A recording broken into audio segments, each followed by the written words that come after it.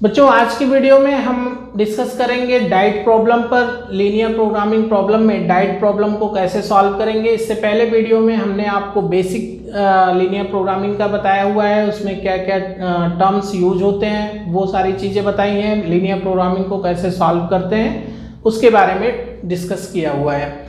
इसके अलावा हमने फिजिबल रीजन जब अनबाउंडेड होगा तो उसको कैसे सॉल्व करेंगे ये भी बताया है। अगर आपको ये सब वीडियो देखना है तो आप प्लेलिस्ट में जाके देख सकते हैं, या फिर हम इस वीडियो के डिस्क्रिप्शन में लिंक दे देंगे, आप वहां से देख सकते हैं। नहीं तो आप आई बटन पे क्लिक करके भी आप देख सकते हैं। आज के वीडियो में हम डिस्कस करेंगे आपका NCERT 12.2 एक्सरसाइज का क्वेश्चन नंबर फर्स्ट। ये है आपके सामने, आप इसको देखिए और हम यहाँ पर इसको सॉल्व करने चल रहे हैं। तो हमने आपको बताया था कि हम क्या करेंगे, सबसे पहले वर्ड प्रॉब्लम को फॉर्मुलेट करेंगे। फॉर्मुलेट करने के बाद ग्राफिंग करेंगे और ग्राफिंग करने के बाद कॉर्नर पॉइंट टेस्ट करेंगे। कॉर्नर पॉइंट टेस्ट करने पर अगर मान लीजिए आपका जो फिजिबल रीजन मिलता है वो बाउंडेड होता है, तो जो भी हमें वैल्यू मिलेगी वो हम डायरेक्ट यूज कर लेंगे, डायरेक्ट आंसर लिख देंगे। अगर मान लीजिए अनबाउंडेड मिला तो हमें एक स्टेप और आगे बढ़ना पड़ता है, वेरिफिकेशन करना होता है। और वेरिफिकेशन कैसे करते हैं ये हमने आपको पिछले वीडियो में बताया हुआ है। तो आइए इस क्वेश्चन को देखते हैं और समझते हैं यहाँ पर कह क्या रहा है। तो क्वेश्चन में बोला जा रहा है कि रेशमा विशेष two types of food P and Q। ठीक है, रेशमा क्या कर रही है कि कोई मिक्सचर रेडी कर रही है, तैयार कर रही है, और उसमें दो टाइप के फूड को मिलाया जा रहा है। एक फूड है आपका P और दूसरा फूड है आपका Q। ठीक है, फूड P और फूड Q से जो मिक्सचर रेडी हो रहा है उसमें जो विटामिन हैं वो विटामिन A कितना है, एटलीस्ट 8 यूनिट है पर केजी, और विटामिन B कितना है, 11 यूनिट पर केजी। कॉस्ट दिया हुआ है कि जो पर केजी कॉस्ट है फूड P का वो 60 रुपीज़ है और फूड Q का जो कॉस्ट है वो 80 रुपीज़ है।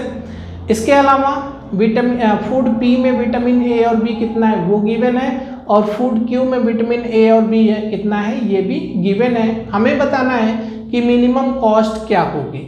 तो मिनिमम कॉस्ट हमें बताना है, तो इसके लिए हमें क्या करना होगा, सबसे पहले ऑब्जेक्टिव फंक्शन तैयार करना होगा। तो ध्यान दीजिए, अब यहाँ पे क्या है, मान लीजिए आप मार्केट गए और आपने कॉपी खरीदी, कितनी, 5 कॉपी खरीदी और 2 आपने पेन खरीदे। एक कॉपी की कॉस्ट जो है वो 10 रुपीज़ है और एक पेन की कॉस्ट 5 रुपया है। ठीक है, 5 रुपीज़।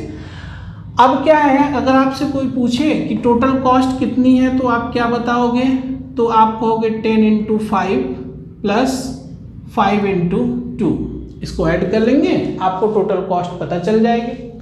मान लीजिए यहाँ पर नंबर ऑफ कॉपी और नंबर ऑफ पेन्स नहीं पता होता, हम इसको क्या ले लेते हैं, 10x प्लस 5y, मतलब नंबर ऑफ पेन्स कॉपी को क्या ले लिया x और नंबर ऑफ पेन्स को क्या ले लिया y। तो हमें एक फंक्शन मिला। अभी तक ये क्या था, नंबर था, ये क्या मिल गया हमको, एक फंक्शन, और इसी फंक्शन को हम क्या बोलते हैं, ऑब्जेक्टिव फंक्शन बोलते हैं। ठीक है, तो ऑब्जेक्टिव फंक्शन बोलते हैं, और हमें इसी को क्या करना होता है, ऑप्टिमाइज करना होता है, जैसा कि क्वेश्चन में हमसे पूछा गया है। क्वेश्चन में अगर हमें मिनिमम पूछा है मतलब मिनिमाइज करना है, और मैक्सिमम पूछा जाए तो मैक्सिमाइज करना है। मैक्सिमाइजेशन या मिनिमाइजेशन को क्या बोलते हैं, ऑप्टिमाइजेशन, ऑप्टिमाइज करना। तो चलिए हम लोग क्या करते हैं, सबसे पहले फॉर्मुलेट करते हैं। तो फॉर्मुलेट करने के लिए हमें x और y होना चाहिए। अब बताइए बन क्या रहा है, एक मिक्सचर रेडी हो रहा है। उस मिक्सचर में क्या क्या चीजें हैं, 2 टाइप के फूड हैं। पहला टाइप फूड क्या है, P, और दूसरा टाइप क्या है, Q। ठीक, तो यहां पर ले लेंगे, let x kg of food P and y kg of food Q। ये हमने ले लिया। ठीक है, ले लिया।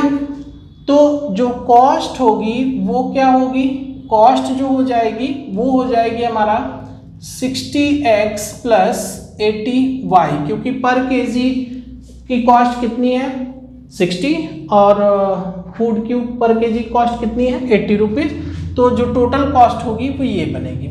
अब जरा ध्यान दीजिए, सब्जेक्ट क्या बनेगा, तो सब्जेक्ट 2 में आप देखिए कि जो मिक्सचर रेडी हो रहा है उसमें विटामिन ए कितना है, तो विटामिन ए फूड पी और फूड क्यू दोनों का लेना है, ठीक है, फूड पी और फूड क्यू दोनों का लेना है। तो देखिए क्वेश्चन में क्या दिया है कि फूड पी में जो विटामिन है वो क्या है 3 यूनिट है, तो 3x प्लस और फूड क्यू कितना है, फूड क्यू है 4y इज ग्रेटर देन और इक्वल टू 8।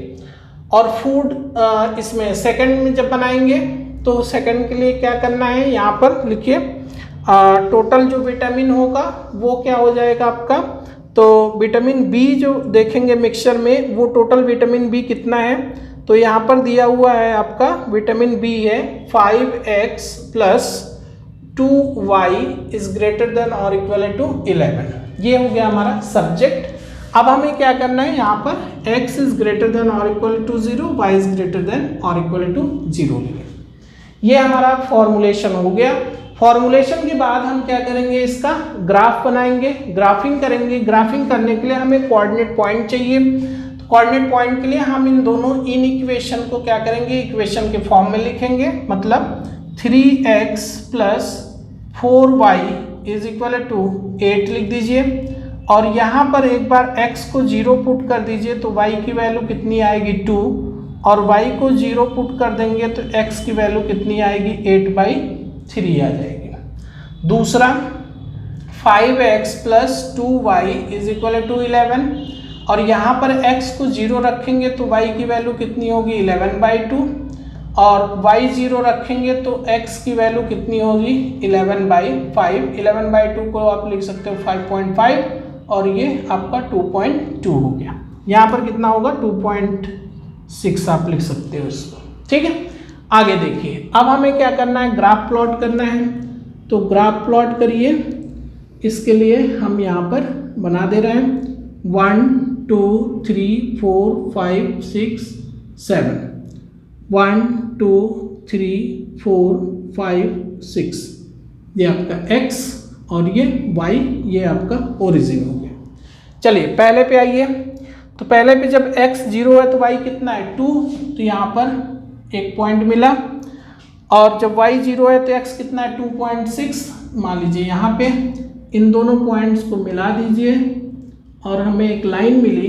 इस लाइन का जो इक्वेशन है वो क्या है 3x plus 4y is equal to 8 है। दूसरे पे आइए, x 0 है तो y कितना है 5.5, तो ये 2 है 3 4 5 5.5 मान लीजिए यहाँ पर, और यहाँ पे कितना है 2.6 है, ये 2.2 है, 2.2 मान लीजिए यहाँ पर आ गया। इन दोनों पॉइंट्स को मिला दीजिए, ये बन गया। इस लाइन का इक्वेशन क्या है, तो इस लाइन का इक्वेशन है 5x plus 2y is equal to 11, ये बन गया, ठीक है। ये हमारी लाइन ग्राफ तैयार हो गया। अब ये दोनों लाइन यहाँ पर कट कर रही हैं, तो इंटरसेक्शन पॉइंट भी निकाल लेते हैं। तो इंटरसेक्शन पॉइंट क्या हो जाएगा, ध्यान दीजिए, तो 3x plus 4y is equal to 8 है। यहाँ पर हम क्या करते हैं, y को एलिमिनेट करते हैं, तो इसको लिख देते हैं 2 से इसमें मल्टीप्लाई कर दीजिए, 6x plus 8y is equal to 16, और इसमें 4 से करेंगे तो कितना होगा 20x plus 8y is equal to यहाँ पर 11 में 4 से 44, ठीक है। सब्ट्रैक्ट कर दीजिए, माइनस माइनस माइनस ये कैंसिल हुआ, माइनस 14x और यहाँ पर माइनस 28 आ जाएगा। x की वैल्यू कितनी आ जाएगी 2, x की वैल्यू 2 हो गई तो y की वैल्यू कितनी होगी, तो यहाँ पे रख दीजिए, पहले में रख दीजिए, तो 3 into 2 plus 4 into y is equal to 8, 4y is equal to 8 minus 6, 2 हो गया, तो y की वैल्यू 1/2, ठीक है। अब जरा ध्यान दीजिए, हमें ये मिला, ये मिला, ये मिला, ये आपका ग्राफ हो गया, ठीक है। अब इस ग्राफ में क्या करना है, तो सबसे पहले हमें प्लॉट कर लेना है, मतलब फिजिबल रीजन देखना है क्या बनेगा, बाउंडेड या अनबाउंडेड। तो पहला इन इक्वेशन देखिए, इसमें कौन सी साइन है, ग्रेटर देन की साइन है। तो याद रखिएगा जब ग्रेटर देन की साइन होगी तो हम लाइन के राइट साइड के पोर्शन को क्या करेंगे, डार्क करेंगे। और जब लेस देन की साइन होगी तो लाइन के लेफ्ट साइड के पोर्शन को डार्क करेंगे, ठीक है। तो यहाँ पर अब यहाँ पे देखिए पहली वाली में ग्रेटर देन है तो ये हो गया, ये हो गया, ये हो गया, इधर भी ऐसे बनेगा, ठीक है। और दूसरी में भी ग्रेटर देन है तो इसमें भी इधर चला जाएगा ऐसे, ठीक है। ये रीजन हमें मिला, इस रीजन को क्या बोलते हैं, फिजिबल रीजन, ठीक है। अब ये जो फिजिबल रीजन है ये कैसा है, ये अनबाउंडेड फिजिबल रीजन है। अनबाउंडेड है वो हम बाद में चेक करेंगे, पहला काम हमारा क्या है कि हम इस कॉर्नर पॉइंट को लिखते हैं और corner point test method apply करते हैं, उससे हमें मिनिमम कॉस्ट पता चलेगी, फिर उसको वेरीफाई करेंगे। तो देखिए इसको हम A मान लेते हैं, इसको B और इसको C, सारे पॉइंट्स हमको पता है। B कितना है हमारा, तो B है 0, B आपका दूसरी वाली लाइन का है तो 0,11/2 हो गया। और A कितना है, A है हमारा A पहली वाली लाइन का है तो 8/3,0 हो गया। और C कितना है हमारा 2,1/2, ये हो गया।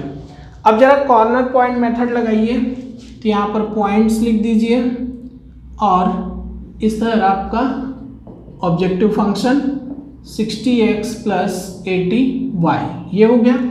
तो देखिए A क्या है हमारा 8/3,0, यहाँ पर रखिए 60 × 8/3 + 0 और ये कितना आ जाएगा, तो 3 2 जा 6, 20, 8 2 जा 16, 160 आ गया, ठीक है। और C पॉइंट ले लेते हैं 2,1/2, तो यहाँ पर 60 × 2 + 80 × 1/2 तो कितना होगा 120 और यहाँ 40 कितना आ गया 160। और B पॉइंट ले लीजिए, B पॉइंट कितना है 0,11/2 तो ये 0 और यहाँ पर हो जाएगा 0 + 80 × 11/2 40, तो ये हो गया 440, ठीक है 440। अब यहाँ पे देखिए 160 160 ये दो हमें क्या मिल रहे हैं, मिनिमम, मतलब हम C पर और A पर दोनों पे क्या हो रहा है, मिनिमम मिल रहा है। तो अब क्योंकि ये क्या है कि आपका अनबाउंडेड रीजन है तो हम यहाँ पे लिखेंगे एज द फिजिबल रीजन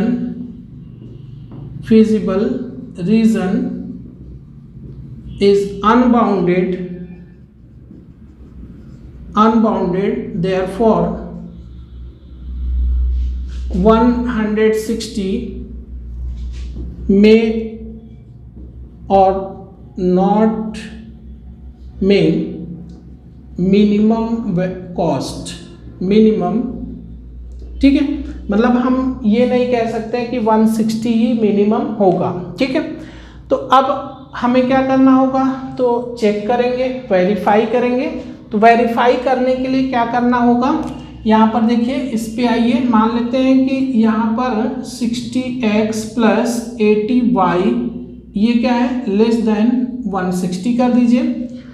इसको डिवाइड कर दीजिए, आप डिवाइड कर दीजिए 2 से या फिर 20 से कर दीजिए, तो 3x + 4y is less than कितना हो जाएगा, यहाँ पर आ जाएगा आपका 4 और ये हो जाएगा आपका 2 8 जा 28 जा, ठीक है। तो ये बन गया हमारा, ठीक है। अब जरा ध्यान दीजिए, इसमें क्या करना है कि एक बार हम x को 0 रखेंगे तो y की वैल्यू कितनी आ जाएगी 2 और y 0 रखेंगे तो कितना आ जाएगा 8/3। तो हमें क्या करना है कि यहाँ से एक लाइन ड्रॉ करनी है, ठीक है, एक लाइन ड्रॉ करनी है। तो देखिए ये कहाँ से जा रहा है, तो एक तो x जब आप 0 रख रहे हो तो y की वैल्यू कितनी आ रही है, y की वैल्यू आ रही है आपकी, y की वैल्यू 2 आ रही है। और जब आप y 0 रख रहे हो तो x की वैल्यू कितनी आ रही है a, मतलब ये आपका 1 2 इसी लाइन से होके हमारा फिजिबल रीजन पास हो रहा है, ठीक है। यहाँ पर देखिए, यहाँ पर जब हमने ये रखा तो क्या है कि जब x 0 रखा, x 0 इसमें x 0 रखा तो y की वैल्यू कितनी आ रही है 2 से कम, 2 से कम। और जब y 0 रखा तो ये 8/3, मतलब 8/3 से कम मिल रहा है तो 8/3 पर ही रखेंगे। तो यहाँ पर जो लाइन हमको मिल रही है ये हम लाइन कुछ ऐसा बना देते हैं जो दोनों पॉइंट से मिलके पास हो रही है, ऐसा। ठीक है, अब जरा ध्यान दीजिए, यहाँ पर जब हमने ये लाइन ड्रॉ करी तो हमें ये देखना है कि क्या ये लाइन फिजिबल रीजन को एक से ज़्यादा पॉइंट पे कट कर रही है, मतलब लेस देन के लिए क्या इधर कोई कॉमन रीजन मिल रहा है, तो इधर कोई कॉमन रीजन नहीं मिल रहा है। जो फिजिबल रीजन हमारा इस साइड में है तो कॉमन रीजन ये नहीं मिल रहा है। ठीक है, तो कहने का मतलब कि हमारा आंसर सही है और मिनिमम कॉस्ट जो होगा वो क्या हो जाएगा आपका, मिनिमम कॉस्ट ये कितनी होगी 160, ये हमारा आंसर हो जाएगा। आई होप कि आपको कॉन्सेप्ट समझ में आया होगा, क्वेश्चन का सलूशन समझ में आया होगा। अगर क्वेश्चन का सलूशन आपको समझ में आया तो वीडियो को लाइक जरूर करिएगा, कमेंट भी करिएगा। ठीक है, तो चलिए आज की वीडियो में बस यहीं तक, मिलेंगे हम लोग नेक्स्ट वीडियो के साथ। तब तक आप अपना ख्याल रखिए, मन लगा के पढ़ाई करिए। Thank you.